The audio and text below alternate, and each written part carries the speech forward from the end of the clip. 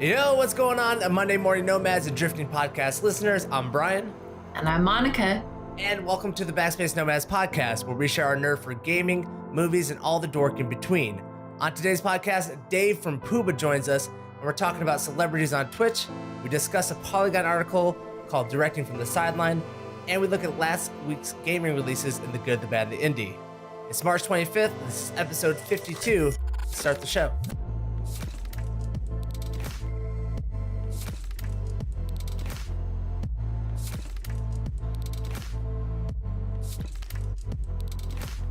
All right, like we were talking about before, Nomads, we're bringing on Dave from Puuba. Puuba is a developer of Metronomicon, Slay the Dance Floor. You can find him on Twitter at Puuba Dave, P-U-B-B-A, Dave. P-U-U-B-A. P-U-U-B-A. Yes. All right. Puuba. Yeah. Puuba. I'm no good at spelling things. This is why I became a podcaster, so I can just... All right. Dave, welcome to the Backspace Nomads. Thanks for having me. This is P-U-U-B-A Dave. It's nice to be on the show. See, the reason why we get a little finicky about the spelling of Puuba is that we found out after we became a company that P-U-B-A is literally a porn website. So we have to spell it right, or else people will see pornos. Well, we don't want that. Lucky them. We would never, we don't want that at all. Monica, what have you been up to? How's your week been? I finished Hellblade, Senua's Sacrifice, and cried. I know last podcast we talked about if we've cried because of a video game. Did it within the past, 4 days. So keeping my cry game strong. And I've also been playing a little bit of Ni no Kuni on stream. Ooh, that just came out, right? Yep, it did. And so I've been playing that, and we'll get to that one later. But yeah, been playing a lot of games this week. I don't know, been feeling it. So very nice. Dave, what have you been up to? So gaming wise, I actually just moved into a new apartment and pulled out a bunch of stuff that I had in storage for decades. So I built myself like a total nerd den actually in the corner. I now have hooked up a Super Nintendo, a Nintendo 64, an Xbox 360, PS2, 3, and 4. And I've just been playing all kinds of random shit, but I'm actually getting really into Super Mario World again. And I've been playing all the Magic the Gatherings from 2010 to 2015, as well as Dragon Age 3. So I'm playing a lot of shit this week. What were the Magic the Gathering games? Were those like actual card games? Or? So for Xbox Live, I should say. So I would buy them like once a year. And I think what they're onto now is like Duel of the Planeswalkers or something like that. It's, one that's going to survive from year to year, but they used to release it as sort of an annual standalone thing. So I've been playing literally all of them all week. Oh, very cool. Super Mario World. Wait, you said that you were playing that, right? Yeah, for Nintendo's Super Nintendo. So I have a quick funny story about that. When I played that as a child, my mom had to beat the first boss for my brother and I. Was that Iggy? Yeah. We could not do it. It was the first, we had never owned a console before then, and we just didn't know what was going on. And my mom is not a gamer. I don't think she picked up a controller since. But we were like, Mom, we can't beat this. And of course, like as a child, it's like, well, your parents can do anything, right? So we went and got our mom, and she's just like, okay, like, what am I supposed to do? And we told her, and we're like, you have to beat this guy. He's the boss and whatever. And she came in and she pulled through for us. She beat him. How long did it take her? I don't remember. I just remember being like, Mom's the best. It's hard being parents have to do everything. They even have to like learn how to use these odd arcane futuristic systems that they've never seen before to make their kids happy. Anything to keep you from crying or really just making a lot of noise. Yeah. It was moms are superheroes. She was very effective this time around. What about you, Brian? What have you been doing? I've just been watching a lot of stuff. I really haven't gamed too much outside of Fortnite. Actually, this morning while I was doing some stuff, I had on Cloverfield Paradox, the new one that came out. Okay. Which I guess Cloverfield has just given up on the whole monster idea. because it had nothing to do with monsters whatsoever. It was just like a sci-fi and space horror genre. So I don't know what's like. When did they just abandon it? They didn't. It didn't take place in the States at all. It wasn't like.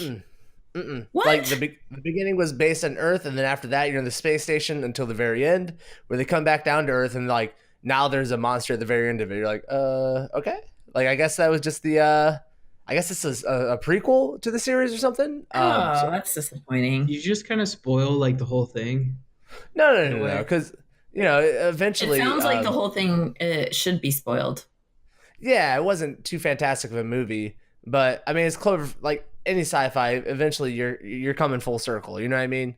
I think at least any sci-fi is like we're coming back where this started. Things are gonna get fixed because that's how sci-fi writing goes at the moment. Well, I liked what they did with 10 Cloverfield Lane, where you kind of spent the whole movie wondering, like, is the John Goodman character crazy or is it real?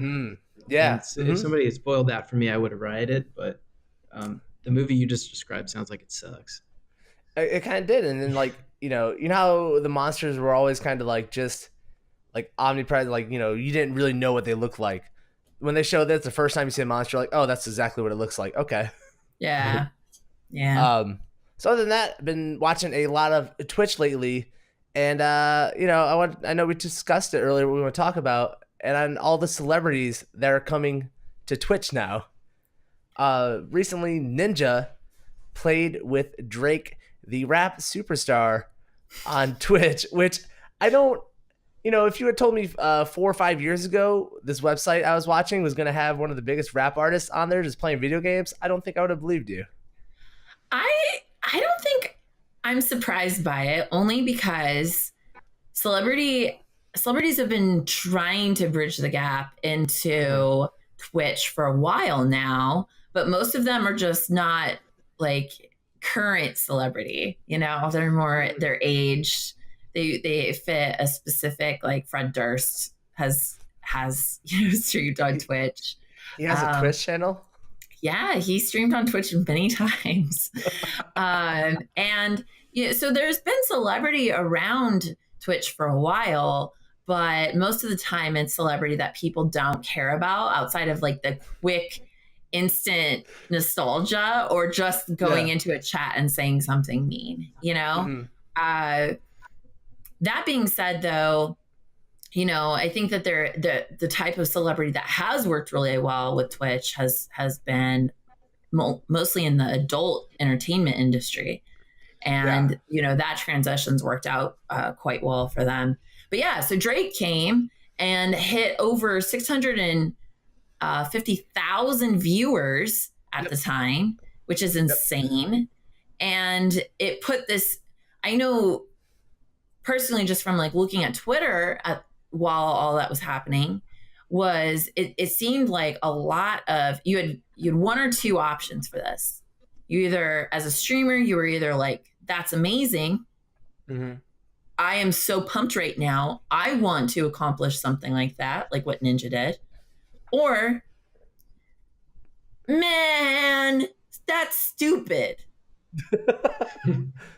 And those were the only two opinions that I really caught. Yeah. I don't know, from a developer standpoint, Dave, like what are your thoughts on celebrities entering Twitch kind of when you think about the platform for your games? Well, from the macro perspective from a developer, we just want attention. So however we get attention, that sounds fine. Like if a celebrity wants to play our game and they like it, then obviously we have no complaints at all. But I don't know, like it kind of matters from like a street cred perspective of like who is this celebrity. Like I remember when Thomas Middleditch started streaming on Twitch, and it was he's on Silicon Valley and he's like fancies himself a nerd and acts like a nerd and people respect him. He has nerd cred, so whatever he's playing, like, oh well, I'm gonna play that too, that sounds fun, he's having fun, he's being a nerd. Or like Andy Milonakis, he's just really weird. And when he streams on Twitch, it's it's going to be like a weird thing. But those are celebrities that aren't, I mean, they're cool dudes, but they're not like A-list celebrities. But when you start putting somebody on the Drake level, I mean, you're going to break the bandwidth and you're going to have, like Monica was saying, the two opinions that bubble up, because the text is going to fly by so fast that all you really can absorb in that experience is it sucks or I like it. Yeah. But Sure. as a developer, sure, if Drake wants to play our game, please do. And then with all the celebrities coming in, I guess we're starting to break through the YouTube bubble on Twitch, because the Jake Paul brothers, or the Paul brothers rather, now are going to be joined to Twitch. Like, what do you think about that? Like, what would you think if one of the Paul brothers started playing Metronomicon? Would you be pumped for that, or do you think that might look bad for you? I mean, again, if it leads to sales, and sales are always good, except for if the sales are like hate sales. Like if you remember Flappy Bird, I don't know if you guys remember that game. Yeah. Everyone in the world bought that game because they hate it. Like they were so mad at it for sucking that they had to buy it. So that was good for that company in the short term, but obviously in the long term, there's no future with that model. So I don't know. I mean, if YouTube dicks want to play our game and they say it's a good game, and the takeaway is bifurcated by the viewership, that they say clearly these are dicks, but also they're playing a cool game, then we're for that too. Sure. Yeah, I feel like I don't know, this just goes to the live streaming aspect in general, and I think that the Paul brothers are actually going to be playing games, and I think that the Paul brothers became more interested in coming over to Twitch after Ninja got to play with Drake. To be honest with you, it happened like only a couple days later that they announced that they were going to make a Twitch channel, and I've seen, again, arguing opinions on this where it's just like, this is trash. These people are going to be bringing in a type of atmosphere that we do not want on Twitch. To that, I say, are you kidding me? That atmosphere has always been there. You have to be joking. Or, this is good. This is going to be just bringing in more traffic. It's going to make Twitch bigger. It's only going to help broadcasters. They're going to have the opportunity you still create your own community, and you'll have the opportunity to have more people pop into your channel.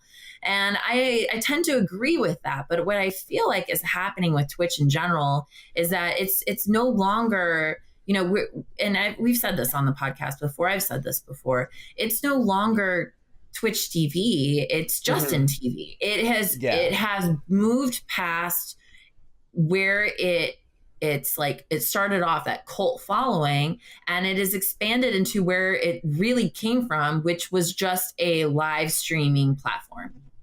Yeah. I agree. And like it's weird to me because whenever I have conversations with people, that no one knows what Twitch is, right? Out in the public, I think. And it's because it was such a gaming focused website. And now that all this IRL stuff's starting to happen, like people are starting to hear about a celebrity because, Andy Milonakis is walking around all the time filming himself. It's starting to break through into the mainstream now. And like, I'm curious, like, is it going to lose a lot of the identity for the people who were on it before because of kind of the weirder, smaller community that it was driven? And like, how's that going to work for like Mixer? Is that going to drive people there? Well, do you think that celebrities coming into Twitch is actually going to make the amount of gaming streams fewer? Or do you think it'll make people stop streaming games? Like, it probably won't. It just calls attention to that other aspect of Twitch. That's true, but I think once the celebrities start to realize that they can just do an IRL thing, like pop it up for 30 minutes inside of their house, whatever, I think that they would want to be more focused on that than having to set up a whole gaming rig and have a capture card and all that. Well, I don't mean that the celebrities would play games. I just mean for someone who's already getting a lot of notoriety and attention, they have multiple platforms. They have Periscope, they have Facebook Live. Twitch is just another thing that they discover because it's an app on their phone that just pops up one day, and they just do it, just to do it. I don't think they're trying to become, game streamers. Yeah, but the thing is, though, with celebrity in that realm, you're looking at Twitch has a community that is based off of giving, that is based off of heavy donations that doesn't exist on other platforms, and that's already been built. That's already been established. Like that community is already it's ingrained in the people there, and it's big enough that I think that the flock of people that have been coming to it will slowly but surely adapt.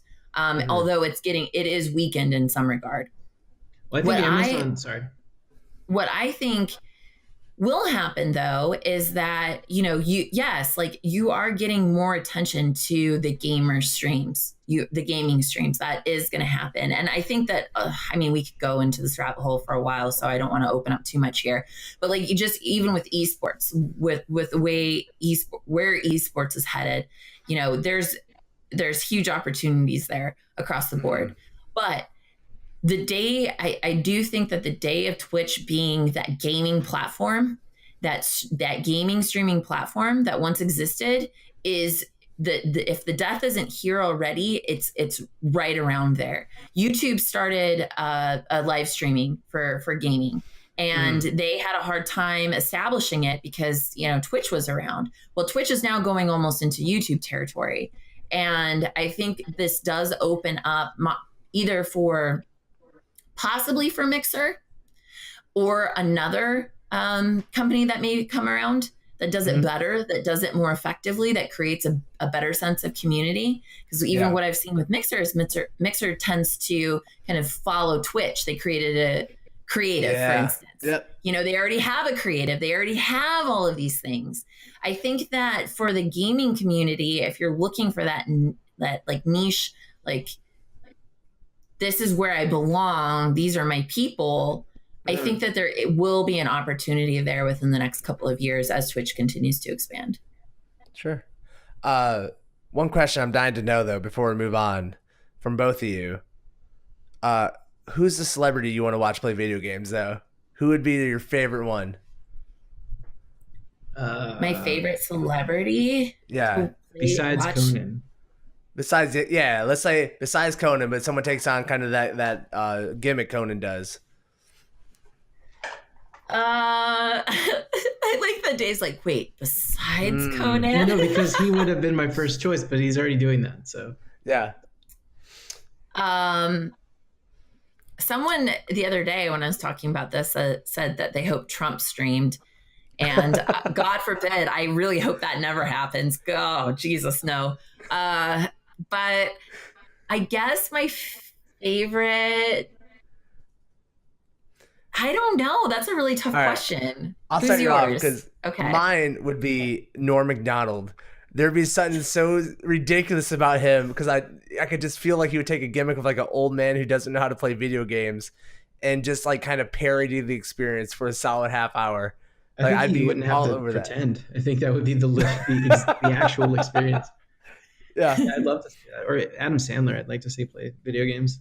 Yeah, that'd be a lot of fun. I know it's cool to hate on him because of his last 15 movies, but he's still incredibly funny. They're still making money though, right? I guess I'm not thinking of like celebrity here. I kind of want one of the, not Trump, but one of the politicians that have recently said that video games create violence and mass shootings to come and stream. In which like case they will be hazed and tortured, and they will walk away from the experience absolutely positive that video games create violence. But I would love to participate in that. That would be a lot of fun. Can you imagine Twitch chat? Like if some old pasty white dude who just it would be awful. Oh, it's ridiculous. All right.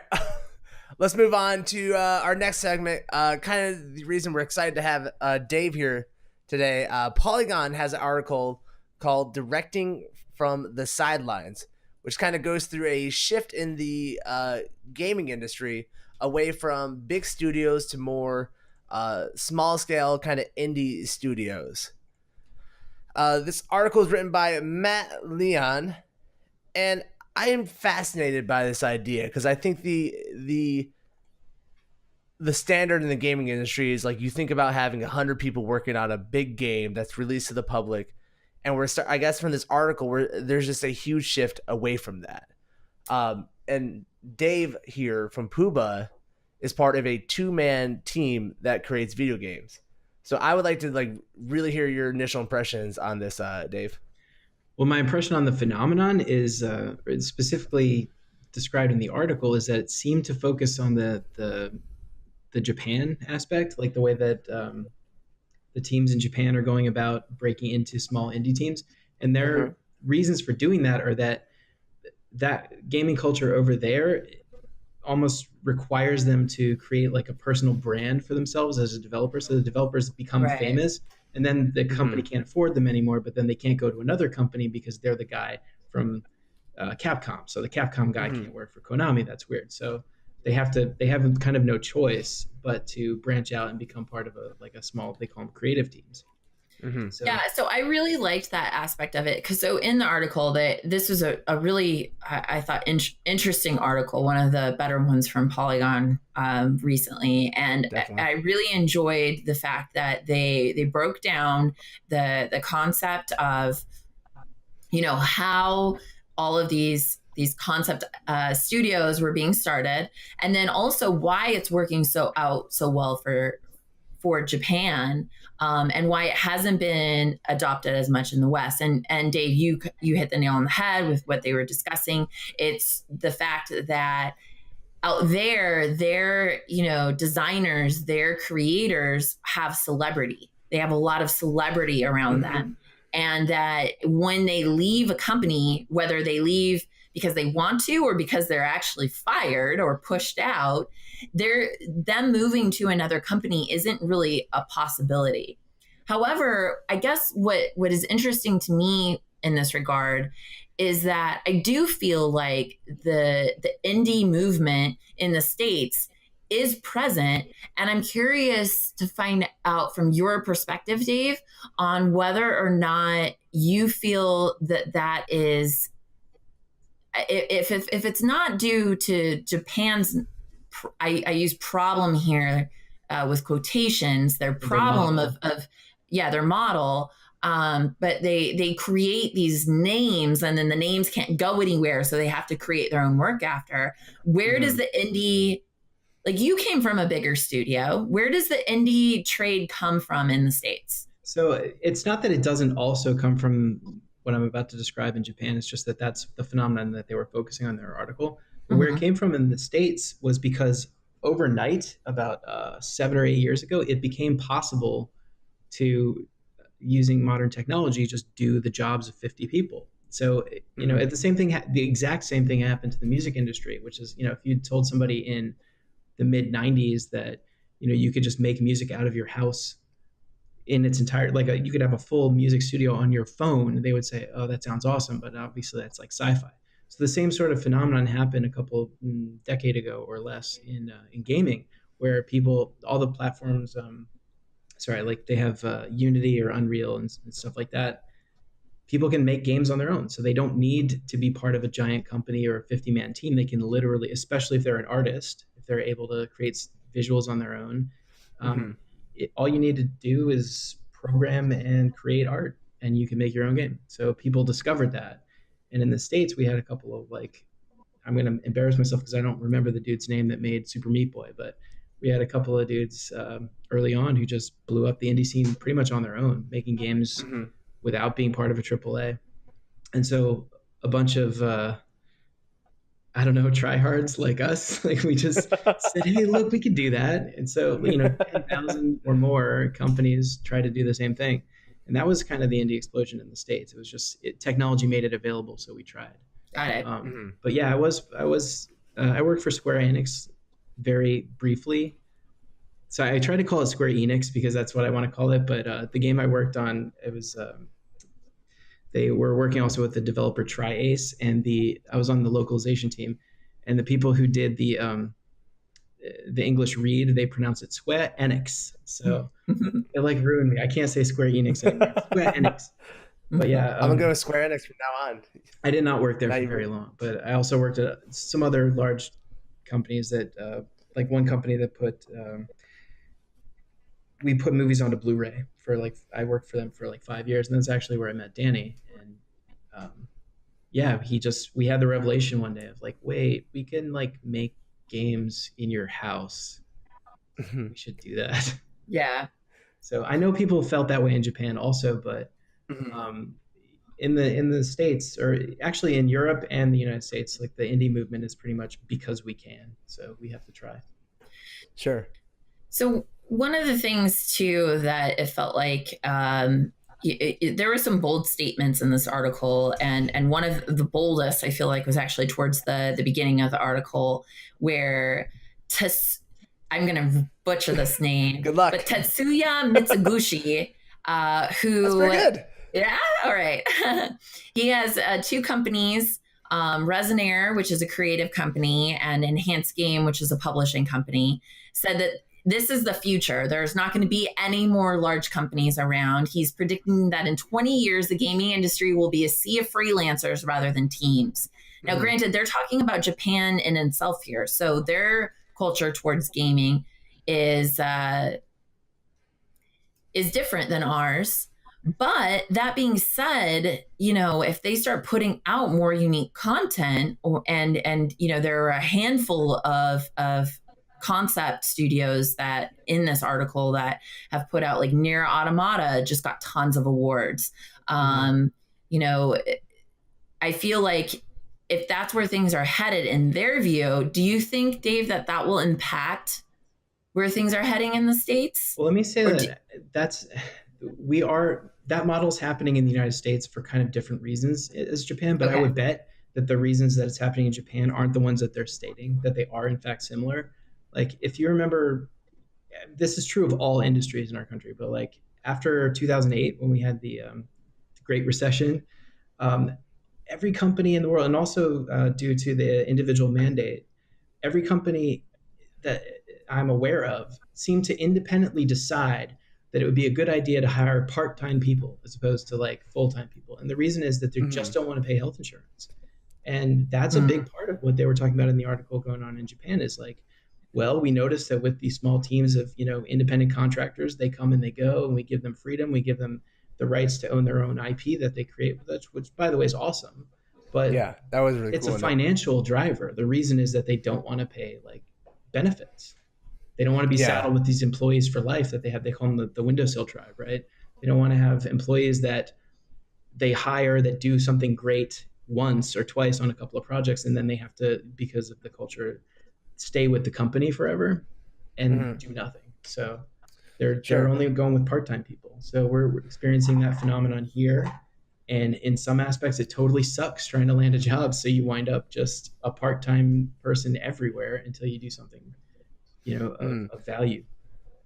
Something I thought was like super interesting is how they were trying to explain this model in terms of like the gaming industry compared to other industries. And they brought up like architects and stuff where, an architect isn't the one who's going to go there and lay the foundation. They're just like an architecture house. They design like the idea of it, and then they, or someone hires them for the idea or whatever, and then they send it off, and then a construction company actually figures out how to do that. Do you think, like in the West, other industries work, that we're going to have that coming over to the West because of that? I think so, yeah. It's sort of the agile methodology, right? It's like, let's move some people in and shuffle some stuff around and spread it out, get it done one task at a time, and then, get other experts from another aspect of this or some other company and pull them in. It's just, building a pyramid out of like blocks of expertise. And you don't have to jettison those people when you're done with them. You can put them on another project, but it does make a lot of sense to have like, a heavy hitting, smart rock star creative team to come in and figure out your concepts and then pass it off to the programmers. Yeah. So how did you work, Dave? I mean, obviously we say you were part of a 2-man team, and you were, as far as Puuba Games goes, but there were a lot more elements to getting Metronomicon out there, to getting weaponographists out there. How was your guys' approach? And was it similar to some of the things, the concepts and ideas that were presented in this article? So yeah, thanks for giving me the opportunity to clear that up. It's shorthand. It's easy to say we're a 2-man team, but it's not fully accurate. It's not really accurate at all. It is true that Danny owns the company Puuba, and that he hired me to basically do all the QA, create all the sound effects, and help to write the story and the concepts and stuff. And that's where we start, right? So we start out from like a budget perspective of we put together a list of assets based on our concept, and the two of us like storyboard and script it back and forth, and we say what works, what are we trying to accomplish here. That's the architecture, Brian, that you're talking about, sort of. Yeah. But and then of course Danny, like, I throw this away like it's nothing. He builds the proprietary framework on his own, and I help to test that. No big deal. But he's just Java engineer, no big whoop.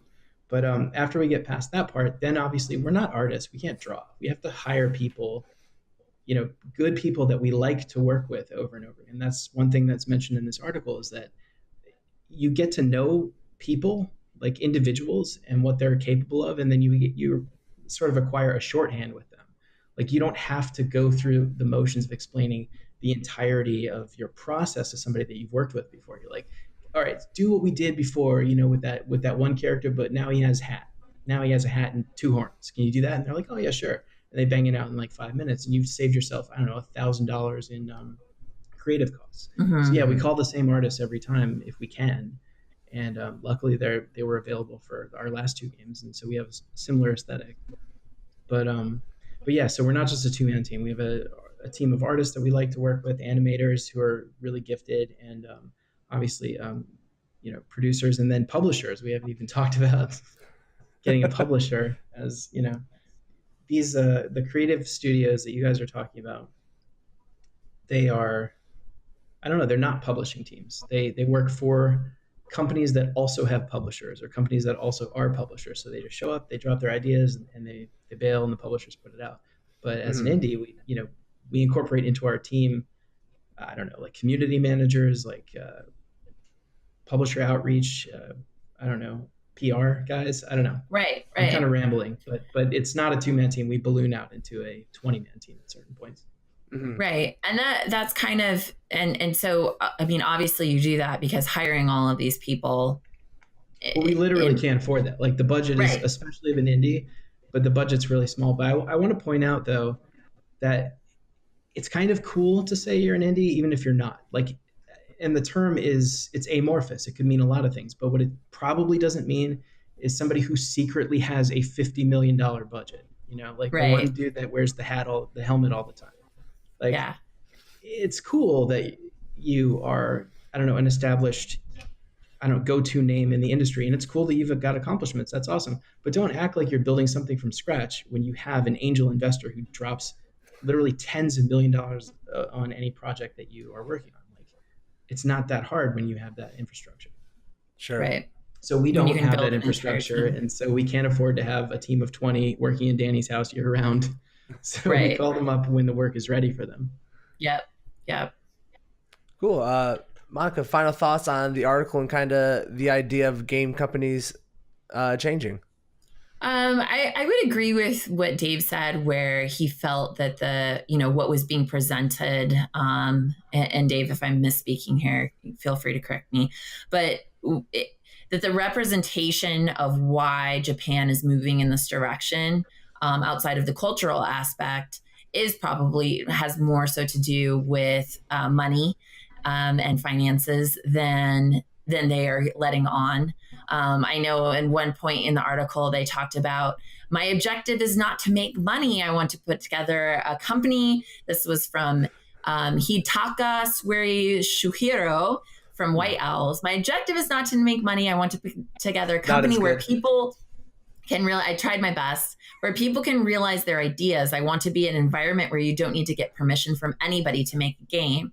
Now, granted, I agree with that in some aspects. When you're working for a larger company, that a lot of those freedoms don't exist unless you're very, very high to the top. But I still think that there are, I don't want to say nefarious, but financial reasons for them pursuing this, outside of the fact that they have been ostracized by AAA titles and companies within their own country. So, but in general, I loved the article. I thought it definitely shed a lot of light onto ideas and of where the gaming industry is heading in that country. And I thought it was really exciting. How about you, Dave? Well, I'll say actually the White Owls dude I thought was probably telling the truth, because there are people, I'm one of them, there are people who only care about the creative and to a fault, and we're like, how do I make more things? Like right now I'm not making anything right this second. And it irks me. It bothers me. Like, I want to be making more stuff. I want to make enough money to like eat and pay my rent, but I kind of don't care. I mean, sure, I'd like to be like incredibly rich. Who wouldn't? But that's not what drives me. Like, I have to be making something. That's why like I don't get super excited to work at jobs that aren't creative. So I think that particular guy was telling the truth. But there are definitely ulterior motives listed probably elsewhere in that article. Yeah, that's definitely not why the investors gave him the money to do it in the first place. And I think sorry, but when you've got that guy I think he has a fair bit of money, so he can afford to think that. He's probably I'm sure he's investing in himself as well too. Yep. That's how, in my opinion, that's how everybody should be. Just try to make something cool that other people can enjoy. So and I think like the best thing I was understanding from it is just like creative people don't want to manage other people. And so it's like, how do I get away from that? How do I stop managing people and just focus on like making things? We should talk about that actually. I know you're trying to wrap it up, but that was actually we didn't really mention this, but that was a huge takeaway for me from the article. Is like, you get hired at the bigger companies to do something, I don't know, hard that nobody else wants to do, right? And then you do it, you get really good at it, and then they promote you so that you manage other people, and no one wants that. And so then everyone gets depressed. They're like, well, I want to go back and do the thing that made me important, that made me special. And I'm not. I'm just signing people's like time slips. So they bail. Yeah. And as they should, because that's not what you wanted to do in life at all. And there's people who want to do that stuff. And I don't know why they just don't hire them, I don't know why they promote artists into those positions. Well, they just have to pay them more, which also makes sense. Like, you don't want to pay QA tester. It's all about the money in the end. $80 an hour. That doesn't make any sense. If he's good, great, but somebody's just as good making 16. Yeah. But leave the conversation there. Thank you for coming on, letting us pick your brain about this, Dave. Really appreciate that. Yeah, thanks for having me. So you can find him on Twitter at Puuba Dave, PUUBADAVE, Puuba Dave. You can find his game Metronomicon Slay the Dance Floor on Steam, PS4, and Xbox marketplaces. Go and check him out there. We're going to head to break, and when we come back, we're going to be doing the good, the bad, the indie. Be right back.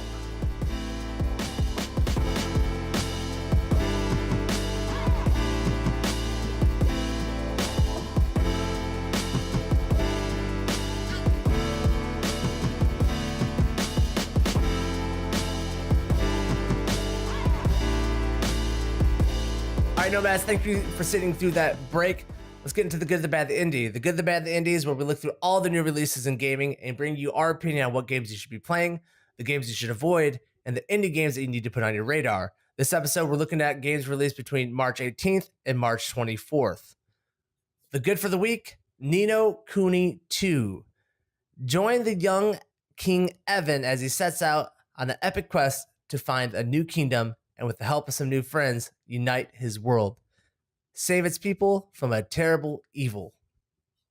Monica, what do you think about Ni no Kuni 2? What do I think about Ni no Kuni 2? What? Well, let me just tell you. I loved the first Ni no Kuni, and so I was very, very, very excited for this one to come out. I would say good things about it just naturally, just because of how amazing I felt the first game was. But I actually have played it a little bit this week, as we talked about earlier, and I can go ahead and dive into it a little bit now. Dive away. I think that this game in general is following on the footsteps of the first game, and it's doing an all right job, but there are a few things that are missing. And I'm going to talk about those first before I start giving it the applause that I also feel it deserves. Okay. First, the first game had a lot of part of the appeal for it was that Ni no Kuni is an animated game that makes you feel like you are in an anime. Okay. It definitely looks like it. It gives you that feeling. And in the first game, there were cutscenes that were fully animated and felt like you were watching an anime. Mm-hmm. And then you would go back into the gameplay, and it just absorbed you into this world. It was really, really successful at that. Ni no Kuni 2 does not have those cutscenes. It doesn't have the anime cutscenes that the first one did. So it's strictly gameplay, and the cutscenes are all focused as well on the gameplay. Another thing I need to mention is that the familiars, which is almost like a Pokemon system that existed in the first Ni no Kuni, does not exist in the second. And so that in and of itself is a little unfortunate, because that was a really friendly and fun element of fighting. What you end up with in the second one is these Higgledies, and they are these Higgledies, and they are these little creatures that end up helping you fight, but not in the same way that the familiars did, where you became friends with these animals. I like to imagine that because this game is in the future of this realm called Ding Dong Dell, because this game's in the future. Ding Dong Dell. It's called Ding Dong Dell. Because this game is in the future of this realm, I like to imagine that fighting animals against animals is now illegal and not friendly amongst these more learned, empathetic masses. Okay. They've evolved mentally. Right. So I've talked about a couple of the things that I feel like don't work for the game, but I do want to mention the things that I think do. Outside of the story not being as strong up front, I do feel like the characters have already started to become endearing to me. And that's really, really important for this type of game. They have to be endearing because it's a cute game. It's so cute. Beyond that, the art style is on point. You definitely get that anime feel. You feel like you're playing a character. And I think that the replacement of the familiars from the first game to now the Higgledies in this game, I've adapted to it already. So I mourned them, but then I'm like, okay, you know what? I can get behind this. Sure. This game looks absolutely amazing. I never played the first one. So I am a Ni no Kuni version, I guess, but from everything you've been saying about it, like, is this the RPG that like brings me back into the RPG world? Because I haven't played a good like JRPG in forever. And it's because every time I start on them, I get going. I'm like, this just isn't going anywhere. I'm checking out. Yeah. So this is the one I need to get on board with. I think so. I think that what's really exciting about these games is that members of the Studio Ghibli team, and people will point that out, that it looks like a Miyazaki film, and members of that team actually participated in the first game. And while they are not by name associated with this game, they still use that original team. And so you do still have elements of this like really fantastic world. And I don't know how to explain it. There are just elements in these games where if you play it long enough, you have this sense of triumph, and it's this childlike triumph, because in the first game and as well as in this one, your main character, Evan, is fighting to create a kingdom for all. He's fighting to create a world that everyone can live happily ever after in. And it's this childlike notion, but he does it, and his persistence and his just determination starts creating it with adults alike. And, especially with like elements of what we're like even seeing in the United States, where children are like protesting and everything. It's just, there is power behind the innocence, behind this notion that everything can be good. And I feel like Ni no Kuni really capitalizes on that.